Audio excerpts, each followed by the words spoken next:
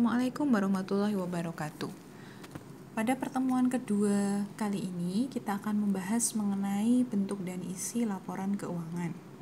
Sebelum masuk lebih jauh, kita akan mereview kembali mengenai persamaan akuntansi yang terdiri dari aset sama dengan liabilitas atau utang ditambah dengan stockholders equity atau modal pemilik. Nah, untuk masing-masing elemen aset, kemudian liabilitas dan modal atau stockholders equity, kita sebut mereka sebagai akun. Akun merupakan dasar dari pencatatan akuntansi. Aset, dia merupakan sumber ekonomis yang menyediakan manfaat di masa yang akan datang. Untuk aset, dia terdiri dari current asset atau aktiva lancar, kemudian fixed asset atau aktiva tetap, dan long term investment atau investasi jangka panjang, ya. Jadi contoh-contohnya seperti ini. Untuk current asset biasanya dia muncul di balance sheet, ya, yang menunjukkan nilai dari aset yang diharapkan dapat terkonversi menjadi kas dalam periode kurang dari 1 tahun, ya. Jadi kalau satu aset dia bisa hilang dalam arti habis, dipakai atau digunakan, dikonsumsi kurang dari 1 tahun, berarti dia masuk kategori current asset.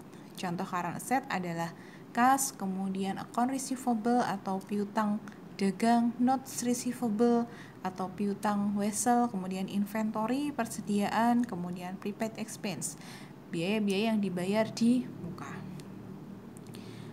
Oke, kita mulai dari yang pertama, kas. Kas dapat diartikan sebagai uang atau media pertukaran yang lain, ya, misalnya koin, kemudian sertifikat deposito, cek, biliet giro, dan seterusnya. Itu kita asumsikan sebagai kas atau setara kas.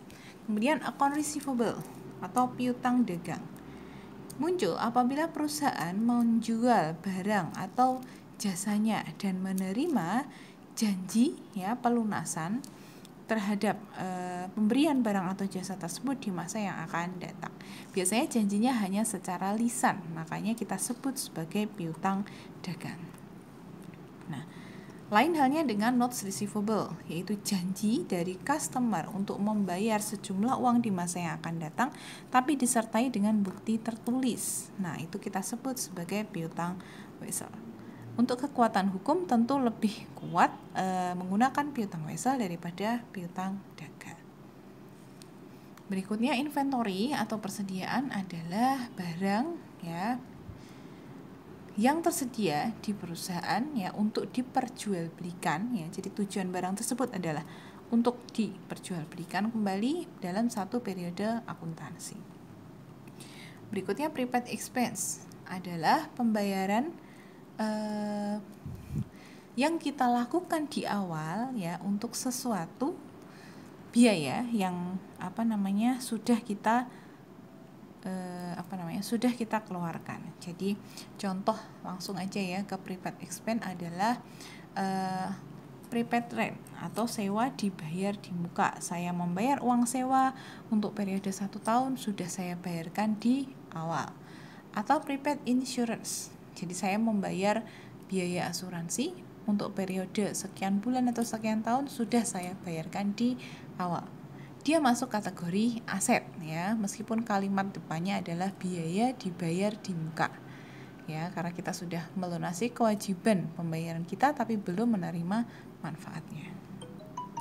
Berikutnya fixed asset, ya, adalah akun yang ada di neraca yang menunjukkan nilai dari semua aset yang dapat terkonversi menjadi kas dalam periode lebih dari 1 tahun.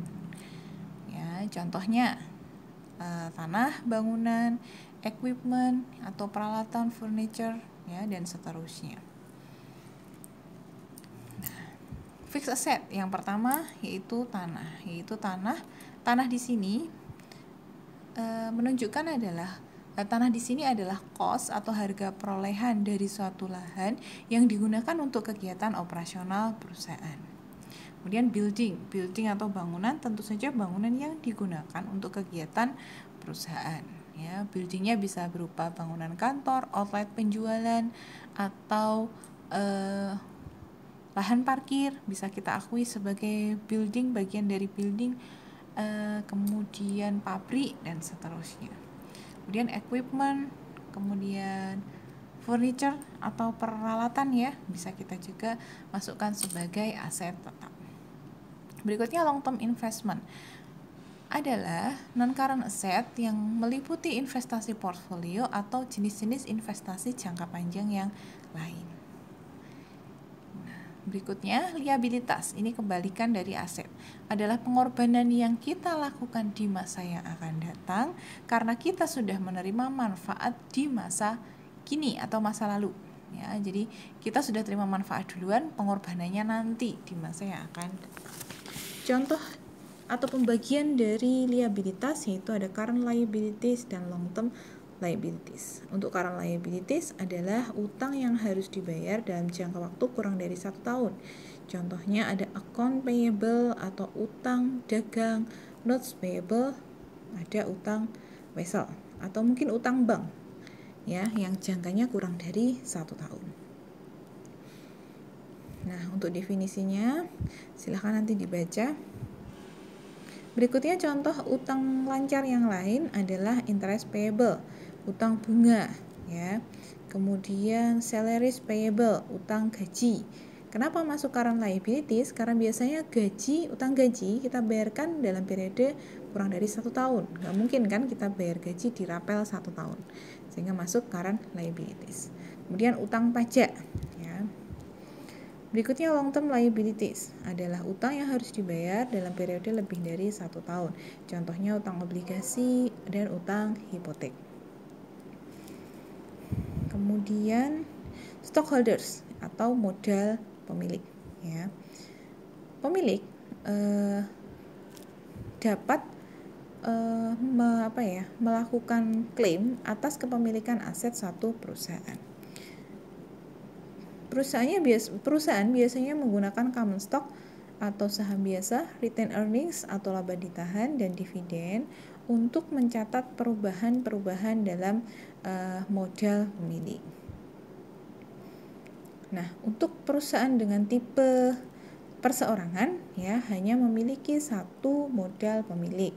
Ya, misalnya UD, usaha dagang Tuan X ya, berarti pemiliknya hanya Tuan X. Tapi dalam perusahaan partnership misalnya berupa CV atau firma ya atau PT yang belum TBK, biasanya modalnya terdiri dari kepemilikan modalnya terdiri dari beberapa pemilik. Atau kalau berupa PT yang sudah TBK, dia sudah go public ya, jual saham di bursa, pemiliknya bisa lebih dari 1 atau 2 orang, bisa dimiliki oleh banyak orang.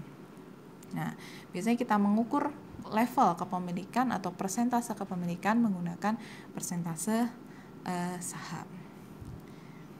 Kemudian untuk common stock itu adalah atau diartikan sebagai modal saham biasa adalah akun yang menunjukkan investasi pemilik dalam sebuah perusahaan.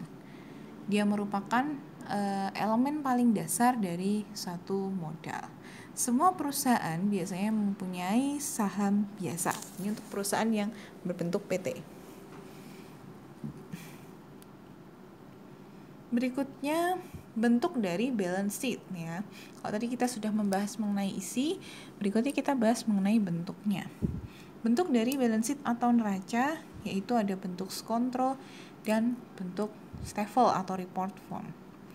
Kalau bentuk skontro itu bentuknya seperti huruf T ya. Jadi kalau kita lihat gambarnya di sini di slide 22, di situ kita tarik garis tengah antara aset dan liabilitas, garis tengah ke bawah ya, yang vertikal dan horizontal ya. Di situ kita akan membentuk satu huruf ya, huruf T. Nah, sebelah kiri di situ kita mencantumkan aset, baik aset lancar maupun aset tetap. Apa saja harta yang dimiliki oleh perusahaan. Di sebelah kanan kita tunjukkan dari mana sumber pendanaan atau sumber kepemilikan aset tersebut, dari utang atau dari modal. Sehingga sebelah kanan kita munculkan akun liabilitas dan stakeholders equity. Ya, untuk komponen nanti bisa dilihat. Nah, untuk neraca itu bagian sebelah kiri dan kanan itu harus balance ya. Di situ tertulis untuk total aset $57.000, kemudian total liabilities dan equities $57.000. Jadi harus balance. Nah, untuk neraca ya, perlu saya ulang kembali. Sebelah kiri neraca itu menunjukkan kekayaan perusahaan. Sebelah kanan itu menunjukkan dari mana kekayaan itu berasal. Itu untuk bentuk, dari sisi bentuknya itu yang bentuk skontro. Untuk bentuk report form bedanya hanya untuk akun liabilitas dan ekuitas, stakeholders equity itu ditaruh di bawah aset sehingga bentuknya lurus ke bawah, tidak dibagi menjadi dua sisi ya. Jadi perbedaannya hanya di strukturnya saja. Kemudian bentuk dari income statement, ada single step, ada multiple step. Untuk single step adalah bentuk laporan laba rugi yang paling simple ya, atau paling sederhana ya. Tapi kelemahannya dia juga less useful information. Jadi informasi yang disediakan juga kurang lengkap. Ya, dibagi hanya menjadi dua kelompok, yaitu kelompok pendapatan dan kelompok beban. Ya. Beban di sini hanya dikurangi dari pendapatan. Jadi rumusnya pendapatan dikurangi beban. Ya, ketemulah langsung laba atau rugi. Nah, kelebihan dan kelemahannya nanti bisa dibaca. Berikutnya multiple step. Ya, multiple step di sini bentuknya lebih kompleks, tapi dia juga menyediakan informasi yang lebih rinci. Ya, karena dia pisah-pisahkan antara elemen operating dan non-operating activities. Kemudian juga diklasifikasikan pendapatan dan biayanya. Di sini ada satu contoh bentuk multiple step dan single step. Untuk sebelah kiri multiple step, di situ kita ada net revenue, pendapatan bersih dikurangi cost of sales atau cost of goods sold atau HPP ya, ketemu gross margin, laba kotor. Nah, sampai di sini stop dulu. Nah, di bawah dia pisahkan antara operating expense dengan non-operatingnya ya. Jadi operating expense itu biaya-biaya yang muncul ketika kita menjalankan kegiatan operasional ya. Misalnya ada biaya administrasi dan umum, R&D dan seterusnya ya, berapa di total operating income, ditambah dengan biaya-biaya di luar usaha atau di luar operasi, ada interest income. Cara membedakannya bagaimana antara biaya usaha dan di luar usaha? Kalau biaya di luar usaha, kita tidak melakukan kegiatan operasional saja, kita dikenai biaya ya. Misalnya bunga, saya punya utang, entah perusahaan saya mau beroperasi atau enggak, saya tetap berkewajiban bayar bunga ya. Saya ikut program asuransi, entah perusahaan saya mau beroperasi atau tidak, tetap bayar biaya asuransi. Seperti itu. Lain dengan biaya operasional. Ketika saya tidak tidak melakukan kegiatan operasi, berarti saya tidak perlu bayar gaji. Berarti gaji masuk biaya operasi. Ya. Kemudian komponen-komponen tersebut kita kumpulkan, total biayanya berapa, kemudian pendapatan baru dikurangi dengan biaya. Itu masuk dalam akun laba sebelum pajak, baru dikurangi dengan pajak. Ketemulah net income. Jadi untuk multiple step dia lebih rinci. Sedangkan untuk single step dia sangat mudah caranya, yaitu hanya pendapatan bersih, net revenue dikurangi dengan interest income atau beban bunga ya, atau pendapatan bunga, maaf. Jadi dia gabung semua pendapatan, entah pendapatan operasional maupun bukan, gabung semua, dikurangi dengan biaya, entah biaya operasional atau bukan, kita gabung semua, tinggal dikurangkan. Ya, jadi itu bedanya. Kalau single step dia gabung semua pendapatan operasional dan non-operasional, biaya operasional dan non-operasional gabung. Kalau multiple step, hati-hati, harus dipisahkan. Berikutnya laporan laba rugi atau laporan laba ditahan ya. Kalau laporan laba ditahan ini biasa digunakan perusahaan berbentuk PT ya. Sedangkan laba rugi dibuat oleh laporan laba ditahan ya, dibuat oleh perusahaan yang bentuknya PT. ya. Jadi laba ditahan dikurangi dengan dikurangi atau ditambah dengan net income atau laba bersih atau rugi bersihnya. Kalau rugi ya mengurangi, laba menambah, dikurangi dengan dividen. Nanti ketemu retained earnings atau laba ditahan. Berikutnya yang terakhir adalah cash flow report. Nah, cash flow report di sini tadi di teori pada pertemuan sebelumnya sudah kita bahas bahwa dia dibagi menjadi 3 komponen, yaitu operating activity, investing activity, dan financing activity. Nah, di situ bisa kita lihat cash at beginning period 159.000, cash of the end of period 191.000, ya.